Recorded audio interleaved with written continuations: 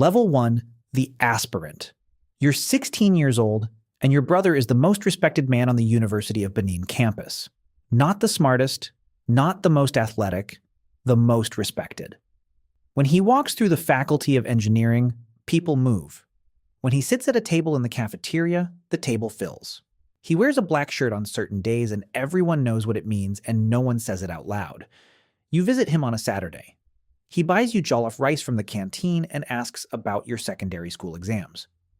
He tells you that education is everything, that you must study, that the family is counting on you. He believes this. He also believes the other thing, that in Nigeria, education alone is a door with no handle. You need access. You need brotherhood. You need a name behind yours that opens rooms before you enter them. You don't ask to join. That's not how it works. You wait. You watch. You prove you understand the weight of what you're watching. 3 months before your JAMB exams, a man you've never met tells you that you have an admirer, that certain people have been paying attention, that certain people believe you have what it takes. He hands you a folded piece of paper with a date and a location. You unfold it after he walks away. Your hands are not shaking. This surprises you. You show up on the date. You are 17 by then. It is the beginning of everything. Level 2, the initiate. The ceremony happens in a room you will never be able to find again. You were blindfolded for the last 10 minutes of the drive. There are 40 people in the room. Some are students. Some are older men in suits whose names you will learn slowly over the next several years. The Neo-Black movement of Africa was founded at the University of Benin in 1977. It began as a social justice organization, a brotherhood for young men who were tired of watching connected families absorb every opportunity while merit rotted in the sun. This is still the story told at initiations. You listen to it, and it is not entirely false, and it is not entirely true, and you understand somewhere in the back of your developing mind that origin stories are tools. You take the oath, you receive the mark, you learn the signs, handshakes, codes, the specific knock that opens specific doors. You are now a confirmed member, an axeman. The Black Axe has 30,000 members worldwide and a presence in 15 countries and its own internal legal system for resolving disputes. You know almost none of this yet. You know that your brother hugs you for the first time in 4 years when he finds out. You start university the following September. Political science. The Brotherhood gets you a room in the best hostel on campus. Your course advisor is a member. Your exam results will be reviewed by a man who owes a favor to a man who owes a favor to someone who knows your chapter leader. None of this is spoken aloud. It doesn't need to be. You are making no money yet. But doors are opening. In Nigeria, that is the first currency. Level 3, the enforcer. You're 21 and still in school, and the chapter needs muscle. This is the part no one describes during initiation. The Brotherhood has a campus territory, a rival cult. The Aye confraternity has been recruiting aggressively in your faculty. 2 of your junior members were beaten near the sports complex. The chapter leader, a 26-year-old law student named Emeka, calls a meeting. He doesn't shout. He is very calm. He explains what needs to happen. You and 4 others find 3 Aye members at an off-campus bar on a Thursday night. You don't announce yourselves. By the time they understand what's happening, it's already over. One of them goes to the hospital. He tells the school clinic he fell. Everyone understands the grammar of this statement. For 2 months there is friction, ambushes near lecture halls, a fire in a storage room, a vice-chancellor who calls a security meeting that produces nothing because 3 of the men in the room are members of one confraternity or another and the others are simply afraid. Then a truce is negotiated between chapter leaders. New boundaries. Mutual recognition. The calendar returns to normal. You graduate 1 year later with a second-class upper degree. Your transcript is clean. Your record at the university is clean. You walk across the stage in the heat, and your mother takes photographs. And your brother, 3 rows back in the crowd, watches you with an expression you will spend years trying to read. You make nothing this year except a reputation. Level 4, the hustler. You're 23 and in Lagos, and the chapter connects you to a man named Frank, who operates out of a single room in Surulere with 6 laptops and a generator that runs 18 hours a day. Frank is not impressive to look at. He is 27, soft-spoken, wears the same 2 shirts alternately, and has made 40 million naira in the last 14 months by convincing lonely people on foreign continents that he is someone he is not. This is called Yahoo Yahoo here.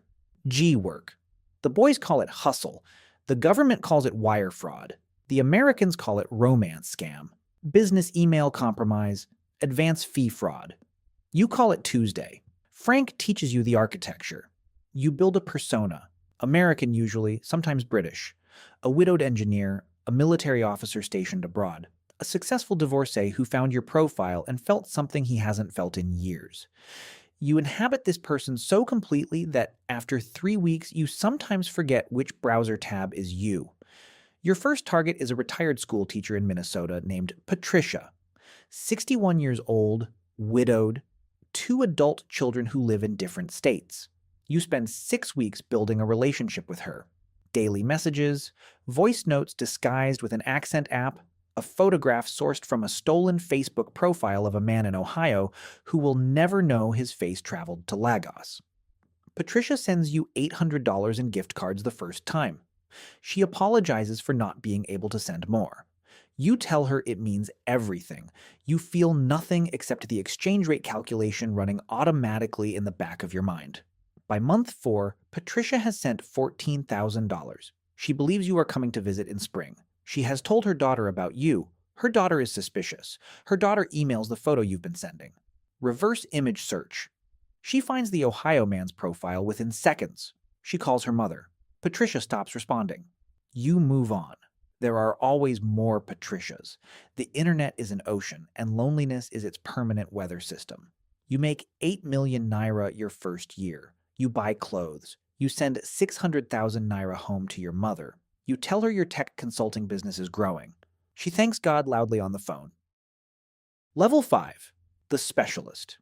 You're 26 and you've graduated from romance scams because they're slow and emotional and the Americans are getting smarter. Frank's room has become a floor. 6 rooms now, 22 people, hierarchy, specialization, process. You've moved into business email compromise, BEC. This is the professional tier. The scheme is architectural. You identify a mid-sized American or European company with a foreign supplier. You intercept or clone the email domain of the supplier. 1 letter off, undetectable at a glance. You monitor the email correspondence for weeks. You learn the cadence, the tone, the names, the inside language. Then, at the exact moment, a large invoice is being processed. $180,000, $400,000, sometimes more. You send an email from the cloned address. New banking details for this payment. Routine update. Please process at your earliest convenience. They process it. The money moves. By the time the real supplier asks where their payment is, your account has already moved the funds through 3 jurisdictions. Mauritius to Dubai to a crypto exchange to cash in Lagos. The whole chain dissolves in 96 hours. Your cut is 25%. On a $400,000 hit, that's $100,000. You've done 9 of these in 14 months. You have $600,000 in cryptocurrency wallets and 22 million naira distributed across 4 bank accounts in 3 names. You have a car. You have an apartment in Lekki Phase 1 with a generator that never cuts. You have a tailor on Lagos Island who makes your suits to measure and asks no questions. The blackaxe network is essential at this level. Members in South Africa facilitate receiving accounts. Members in Europe act as money mules, receiving wires and forwarding cash, taking 10% for the risk. Members in the US help launder final distributions through real estate transactions and shell LLCs. This is not a gang running scams out of a bedroom.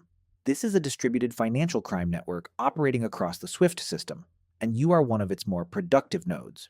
You know that the FBI's Internet Crime Complaint Center processed 21,000 BEC complaints last year. You know that less than 3% result in prosecution. You know your operational security is good, you know all of this, and you still check the door twice before you sleep. Level 6, the coordinator. You're 30 and you have stopped touching keyboards.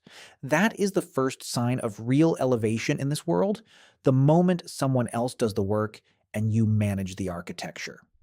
You run a network of 42 operators across 3 cities, Lagos, Accra, and Johannesburg. You source targets, you assign teams, you manage the money pipeline. You resolve disputes when two operators claim the same company as their mark. You pay the chapter 20% of gross revenue in exchange for protection, connections, and the dispute resolution mechanism of the Brotherhood, which in practice means that no one steals from you without consequences that travel fast and far.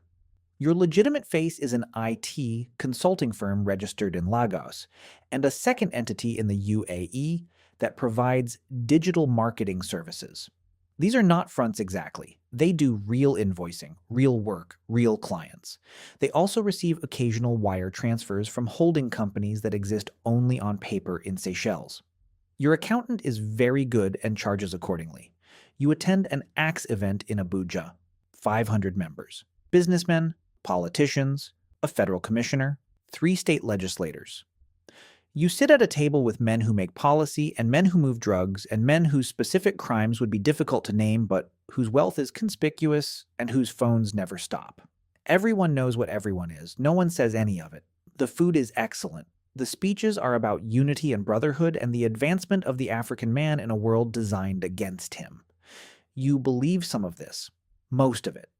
The part that requires you to stop thinking about Patricia in Minnesota, you believe somewhat less. You are making $400,000 a year.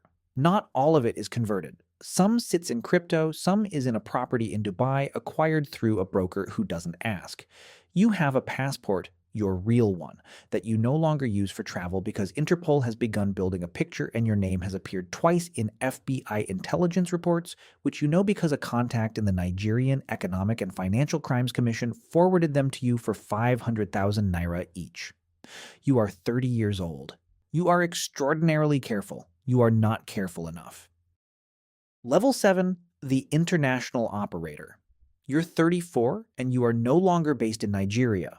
The risk calculation shifted 3 years ago when a close associate, a man named Chidi, who ran a parallel network in Port Harcourt, was extradited to Maryland on federal wire fraud charges. He is serving 11 years in a facility outside Baltimore. You attended his sister's wedding 3 weeks before his arrest. You were the last person who told him he was being too visible. You are based in Dubai now. Residency through a property investment. Technically legal. Practically a waiting room. You operate remotely. You communicate through encrypted channels that you rotate every 4 weeks. You use 4 phones, none registered in your name. Your operations have diversified. BEC still generates the foundation, but you've added cryptocurrency investment fraud, a newer model where victims are guided through elaborate fake trading platforms that show real-time gains before collapsing on the day of withdrawal. Yield farming scams targeting Americans who learned the vocabulary of DeFi without the underlying literacy. You've cleared $1.2 million in the last 18 months from a single scheme involving a fake exchange platform built by a developer in Kiev who charged $15,000 and delivered something indistinguishable from the real thing. The blackaxe network at this level functions like a franchise. You have a rank, you have a reputation, you receive coordination and protection, you pay your tithe. But the specific crimes are yours, your design, your liability, your exposure. You have not been home in 2 years. Your mother's health is declining. She asks when you are coming. You say soon. You send 2 million naira for her medical bills and she calls you a blessing. You sit in your apartment in Dubai and watch the city from the 43rd floor, and she has no idea that Interpol has a file on you, 200 pages long and growing. You think about exits. Portugal has a digital nomad visa. You have a clean passport, a second one, legitimately obtained from a country that processes these things more slowly than it should. You have enough to stop. Enough to disappear into something legal and quiet and sufficient. You know men who did this. Walked away at the right moment. They live in Lisbon and Toronto and Kuala Lumpur, and they are boring and safe, and you envy them and cannot bring yourself to become them. Not yet. 1 more year. You have been saying this for 3 years.